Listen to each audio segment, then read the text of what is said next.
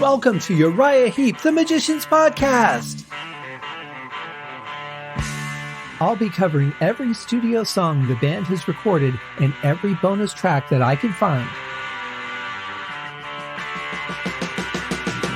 Each week we'll go over a new song from the beginning to where they are currently, and as they keep adding albums, I'll keep adding shows. Let the deep dive party begin. In the magic garden, some were singing, some were dancing.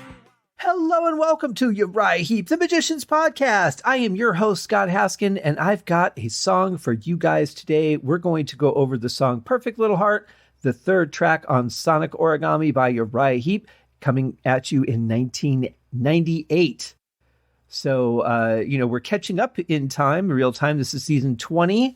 They have the 24 albums out and 25 is on the way. So I'll be curious to see how close I am to catching up to where they are now when the new album arrives. However, before we start on today's song, one little bit of house cleaning. I did forget yesterday to announce the winner of this month's contest. Not too many more of these to go. The last one that I'll do is when I get to the Live in the Dream album. And I usually draw around the first of the month. Of course, I record these ahead of time, so I draw these quite well ahead of time. And then I hope I remember to actually contact the winner. But I've been pretty good about it. I've got a schedule for it. And this month's winner, I just have a first name of Milan. So Milan, congratulations. If I have not reached out to you already, please feel free to write me at uriahheeppodcast@gmail.com. If not, within a day or two, you should be hearing from me. Check your junk or spam folder because you've probably never received an email from this email address before. I have only sent out one email. That was to announce the show, the actual start date of the show, and that was it. So basically, it's just a way to communicate with me if there's anything that you need or to help with the facilitating of getting the prize out to you guys. So congratulations. And we'll see who wins next month. Just got a couple more contests to do. So let's get into today's song, A Perfect Little Heart. A lot of directions you could go with something like this. We'll see where they went. Here it is by Uriah Heep.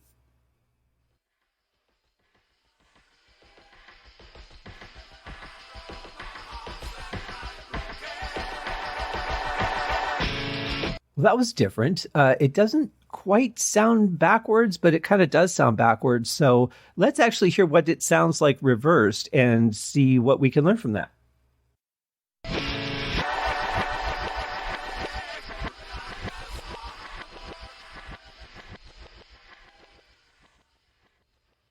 Okay, well, I basically learned nothing except that sounded really cool. So it definitely wasn't reversed. So those are some really cool effects that they have going. It doesn't sound like your standard reverbs or anything like that. So I'm not quite sure how they created that, but I love the sound of it. It definitely sounded almost kind of voodoo-ish. I'm trying to think of the movie. I think it was The Skeleton Key, where they were playing an album and it had some kind of like chants. And I want to say there was maybe a little percussion or something in it. But it kind of reminded me of that. So I thought, well, maybe they had reversed it, but they did not. So a failed experiment, but checking one possibility off the list. But anyway, actually, it sounded pretty cool in reverse, I thought, but not part of the song. So we will move on to see where it goes next.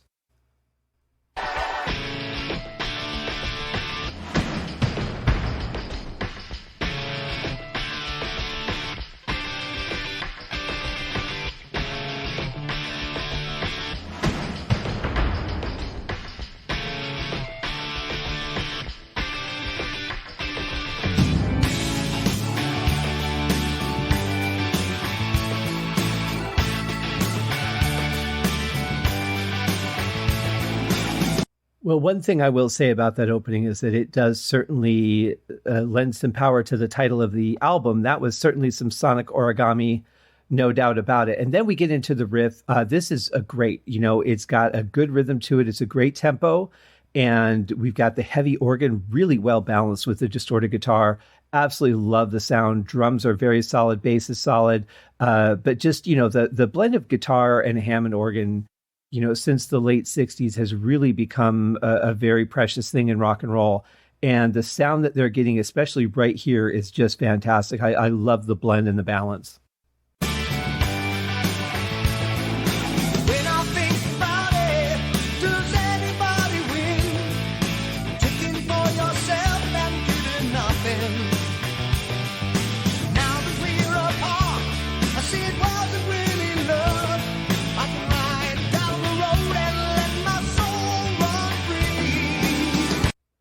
I love that organ swell going into the part we're about to start here in a second. But I just wanted to point out, it's really nice to hear Trevor's playing on this. He's very adventurous, back to the kind of bass playing that we've come to expect from Uriah Heep over the years.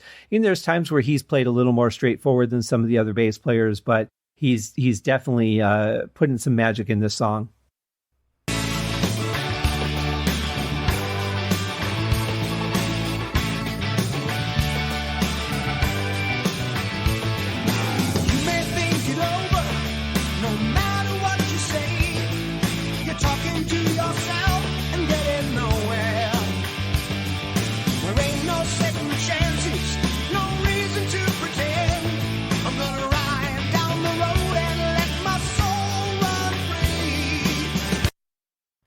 I really love that deep snare sound that we're getting from Lee's kit on this album. Really, low-bodied, full, sounds fantastic.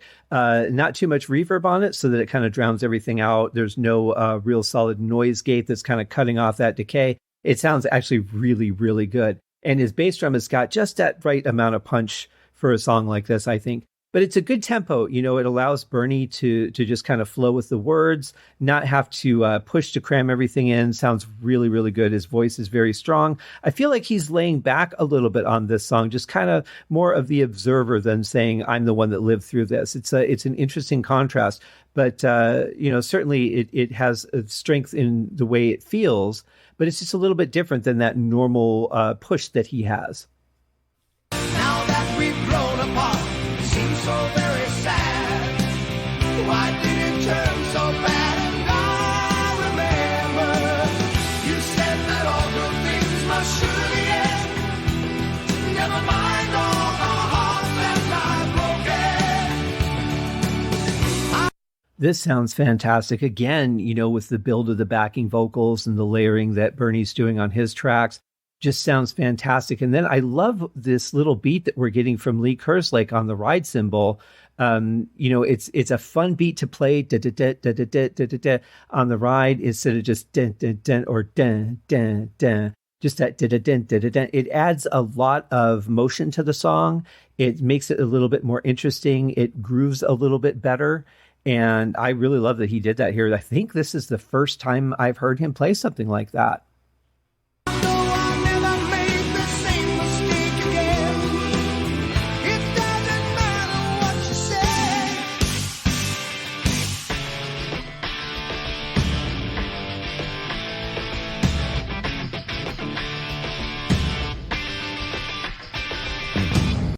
Wow, that's a pretty wacky transition. Right after the vocals, those accents were very off time, very unexpected. I'd have to go back and count it to figure out exactly what that was. But then it leads back into kind of a throwback to the beginning with a little bit of the modern sound. So I'm just wondering if that's a simple envelope filter that they used on that, maybe. Certainly the percussion was a little bit different in the beginning, which is part of what led me to the idea that it might have been backwards. But because percussion tends to really change sounds since the decay goes into the attack instead of the attack going to the decay. And the way that percussion's hit has a really weird way of sounding when it's flipped backwards. But in this case, the more I think about it, it was probably some sort of envelope filter that they used to change the sound.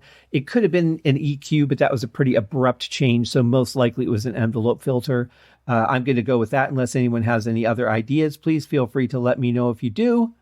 I'd love to hear them.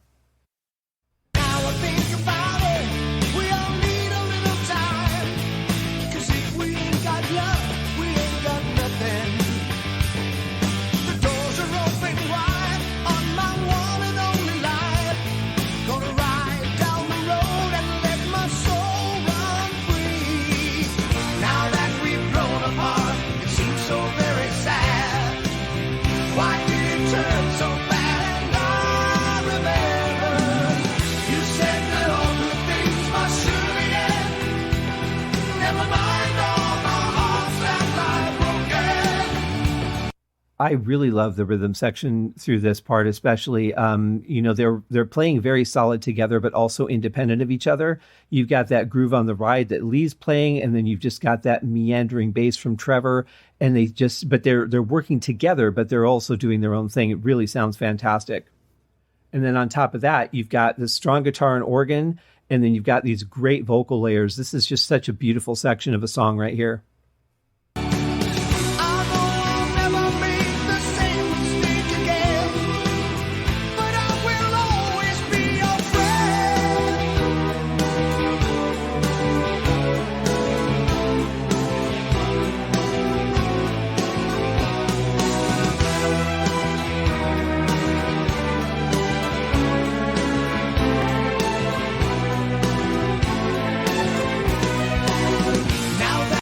I love that. I mean, first you come in, you've got these little pulses coming in from the keyboard, sounding really good, just kind of setting that bed down.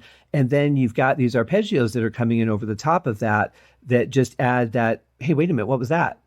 Well, what was that? You know, really, really well played and beautifully balanced in the mix, I have to say. It was in there so that you could hear it, but not so much that it said, hey, you have to hear this.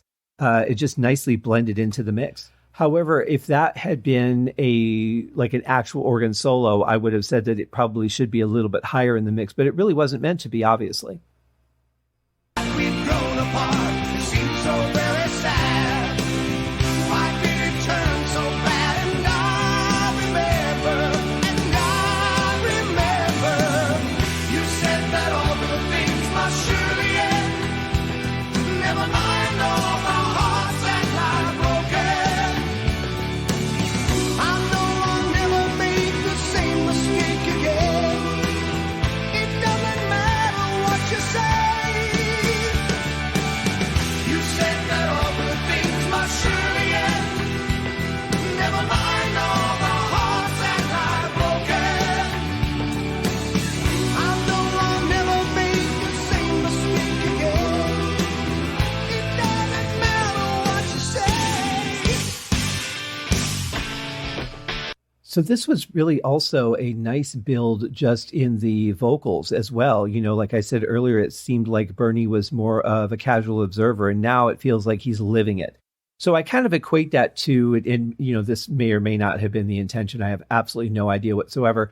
But it almost equates to like you're being in denial or just thinking that it was a dream or something like that. And you're like not really like this couldn't have happened. And then, you know, halfway through the song, you're like, oh my God, this really did happen. And I'm feeling all that pain and that pressure and that stress and that loss and anxiety and all those things that are rolled into one, especially when it comes to love. And so he, at this point, is now awake and reliving it as if it's happening to him now. And that's why we're getting that, you know, the normal intensity that we get out of a Bernie song. But, you know, there's nothing wrong with dialing back, too. That in and of itself is an effect. It's a stylistic choice. And I kind of like the progression of this. I don't think I would have necessarily picked that out normally if I wasn't really, you know, diving into the song in this manner. But I really like that he did that.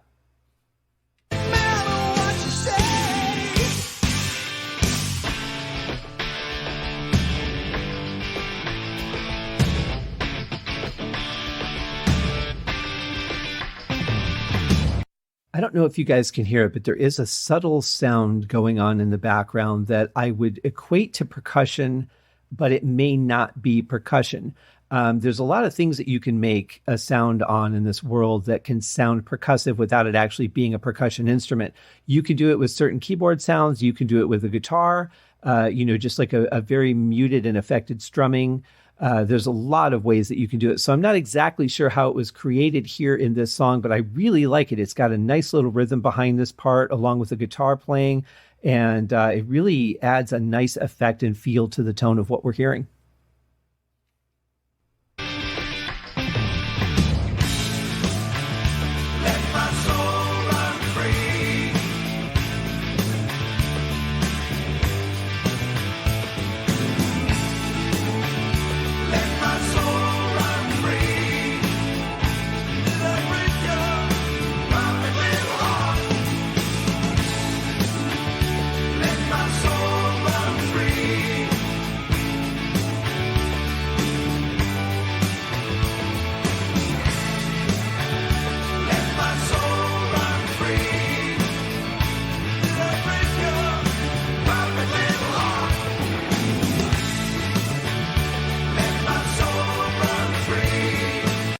I would really love to hear the Hammond kicked up to the same level or close to the same level as the vocals when the vocals aren't there, because they're really kind of emphasizing the point. It's saying, let my soul run free. And the keyboard's kind of going, yeah, let's let that happen. It like cheering it on a little bit and in full support, obviously. But I like the sound of it, but I think it would have been a bit more powerful if they'd have punched that up in the mix just even a little more.